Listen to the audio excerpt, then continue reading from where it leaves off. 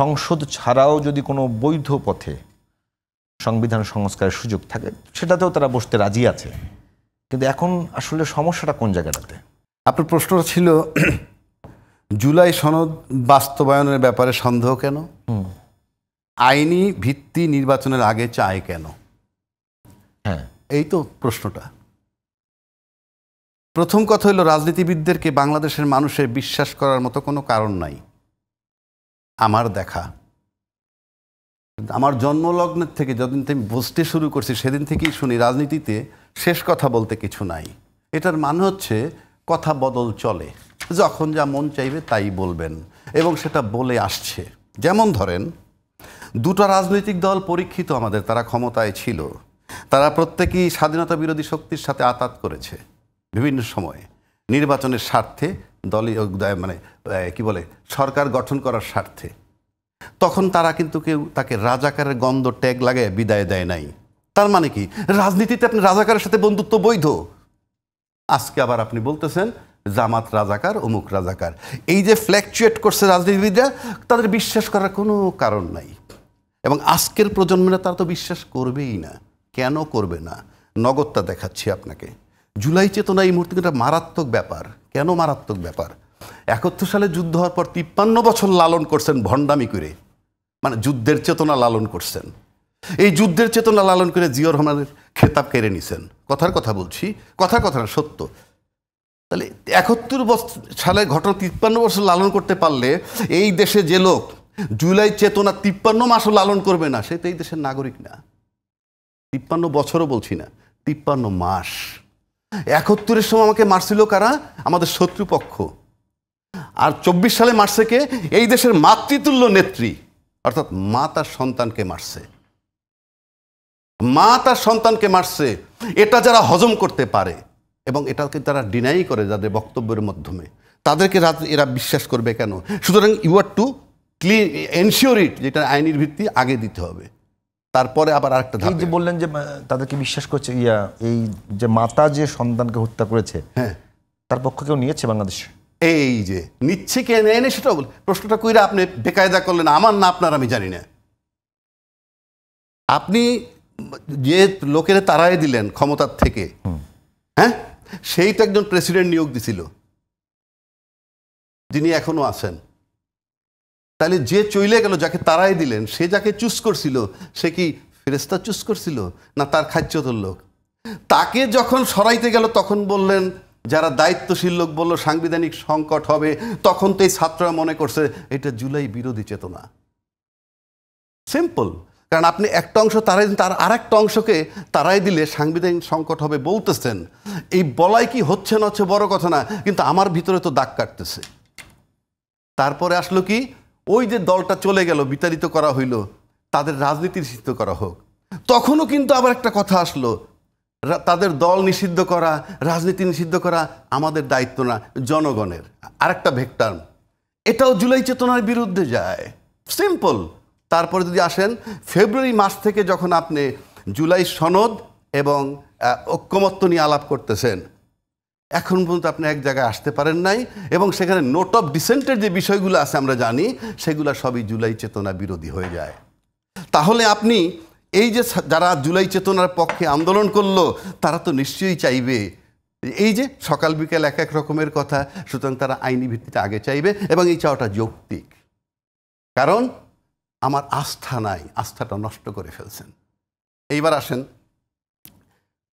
সংসদ হওয়ার পর আপনি বাস্তবায়ন করবেন বলছেন, কিভাবে? সেটার জন্য দরকার, উনি পিআর পদ্ধতির কথা বলছে, একটা আলোচনায় আছে, সনদের মধ্যে সেটা আছে। একমাত্র পিআর পদ্ধতি নির্বাচন যদি হয়, তাহলে কিন্তু ওই সনদ বাস্তবায়ন হবে। আমি চ্যালেঞ্জ করে বলতে পারি, বাংলাদেশে কোনো রাজনৈতিক দলের ক্ষমতা হবে না ওইটাকে বাস্তবায়ন না করা। পিআর পদ্ধতির আমি বলছি না হবে কি হবে না, সেটা আমি যাচ্ছি না, কিন্তু সেই বিতর্কে আমি যাচ্ছি না। সেটা রাজনৈতিক দলের সিদ্ধান্ত, রাষ্ট্রের যারা রাষ্ট্রবিজ্ঞানী আছে তারা, সেটা আপনার মত। আমি বলছি এটা হলো মত। কেন?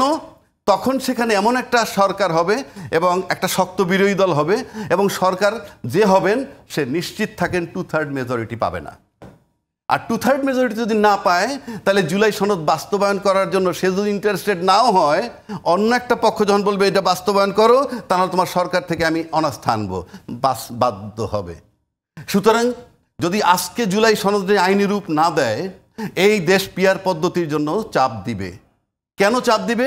কারণ ওইটা বাস্তবায়ন নিশ্চিত করতে হবে। এবং পিয়ার পদ্ধতিতে যদি আপনি পার্লামেন্টে যান, আমি আর চ্যালেঞ্জ করে দিচ্ছি বাংলাদেশে কোনো রাজনীতিকদেরকে এটারে বাস্তবায়ন না কইরা, আইনের সংবিধানে সংযোজন না কইরা পারবে না। জুলাই সনদ যদি বাস্তবায়ন হয়ে যায়, হ্যাঁ, সেক্ষেত্রে জুলাই সনদের ভিতরেই আছে যে উচ্চ কক্ষে পিয়ার পদ্ধতি হবে, নিম্ন কক্ষে নয়। ওটা পরে আপনি উচ্চ কক্ষে পিয়ার পদ্ধতি, সেটা তো আপনি নির্বাচন করে যাওয়ার পর। না, আমি আপনাকে না, আমি ওইটা নিয়ে আমি চ্যালেঞ্জ করছি না, আমি ফর্মুলা দিচ্ছি। এটা কি এমন না আপনি এখন যদি আইনরূপ না দেন, আমি বলছি যে আইনরূপ দিলাম, এখন যদি এইটাকে জুলাই সনদের আইনি ভিত্তি না দেন, দিলাম আইনি ভিত্তি, হ্যাঁ, আমি একটু আলোচনা করেন। আইনি ভিত্তি দিলাম, দেওয়ার পরে এখন বাংলাদেশের সংসদ কয় কক্ষ বিশিষ্ট? এখন তো এক কক্ষ, তখন তো দ্বিকক্ষ হবে। দ্বিকক্ষ আমি যখন দিলাম আইনি ভিত্তি, হ্যাঁ, দ্বিকক্ষ হলে এটা কি কাঠামোগত বড় ধরনের পরিবর্তন নয়? সে তো ভিন্ন কথা, সে তো আপনি সনদ নিয়ে অ্যাপ্রুভাল নিয়ে তখন তোমার নির্বাচন করতে পারবো না, তখন তো গণভোট লাগবে আপনাকে। না, আমি বলছি এটা একটু বুঝিয়ে দেবেন। বলছি এটার আইনি ভিত্তিটা হলো আপনি একটা সুন্দর গেজেট নোটিফিকেশন তৈরি করবেন, করলাম, গেজেট নোটিফিকেশন দিয়ে এইটা এখানে সংযোজন করতে হবে এবং এটার কোনো পরিবর্তন চলবে না, এটা অ্যাপ্রুভাল দিতে হবে এবং এইটা এইভাবে রাখতে হবে। এইটুকু হলো চ্যালেঞ্জ, আর কোনো চ্যালেঞ্জ নাই। এখন আসেন, এখানে আরও কথা আছে, এটা নিয়ে আরও আলাপ হইতেছে যে যারা যারা স্বাক্ষর করবে তারা যদি আপনি পিয়ার পদ্ধতি ছাড়া তো সব সংসদেও যাইতে পারবে না। পিয়ার পদ্ধতি যদি নির্বাচন না হয়, তাহলে তো সংসদেও তারা যাইতে পারবে না। আর পিয়ার পদ্ধতি সব প্রতিনিধি যাবে।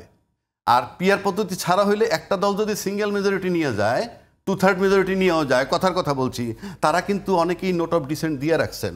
ওইখানে গিয়ে বলবেন আমি তো অনেক কিছুতে নোট অফ ডিসেন্ট দিয়েই রাখছি, হ্যাঁ, আমি কেন পাস করবো? আমি চ্যালেঞ্জ করে বলতে পারি, কারণ আমরা আমাদের রাজনীতিবিদগুলোকে চিনি এবং রাজনীতিবিদরা অকপটে বলে রাজনীতিতে শেষ কথা বলতে কিছু নাই।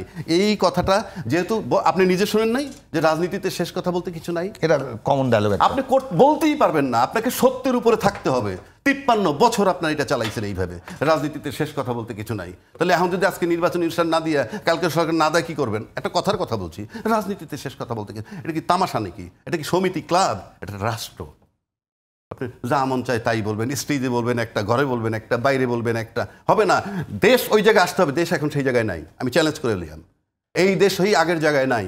সেটা তো আপনার কাছে কি মনে হয় যেটা একটা দীর্ঘ প্র্যাকটিসের ব্যাপার, দীর্ঘ কালচার করবার ব্যাপার? দীর্ঘ প্র্যাকটিসের ব্যাপার যদি বলেন, বিএনপি বলতেছে কি 16 বছর আন্দোলন করছে না? করছে তো। দীর্ঘ আন্দোলন করার পর এখন আপনাকে চেঞ্জ হইতে হবে যাতে ওইরকম অবস্থা না হয়। পিয়ার পদ্ধতি ছাড়া স্বৈরাচার তৈরি হবে। পিয়ার পদ্ধতি হইলেই বাংলাদেশে আয়নাঘর হবে না, আপনি লিখে রাখতে পারেন। পিয়ার পদ্ধতি, এইটা আপনার মত? পিয়ার পদ্ধতি হলে একদম একটা অস্থির সরকার হবে, দুর্বল সরকার হবে। এই তো দুর্বল সরকার হবে। তো পৃথিবীর 70-78টা দেশে সব দেশই দুর্বল সরকার। কেন হয় জানেন? আপনি ঠিক থাকার জন্যে। আপনি যদি মনে করেন যে আমার পাহারা দেওয়ার লোক আছে, আমার 19-তে বিশাল হয়ে যেতে হবে, you are to be careful. আর আপনি যখন দুর্বল সরকার কে বলে? ভেক্টর। আপনি অসৎ বলেই চিন্তা করেন, আমি সৎ হইলে, এই যে বারবার একই কথা বলি, সৌদি আরবের বিধান কি জানেন?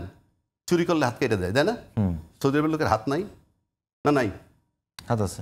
আর কুদৃষ্টি দিলে চোখ তুলে নেয়। সৌদি আরবের লোকের চোখ নাই কি আছে?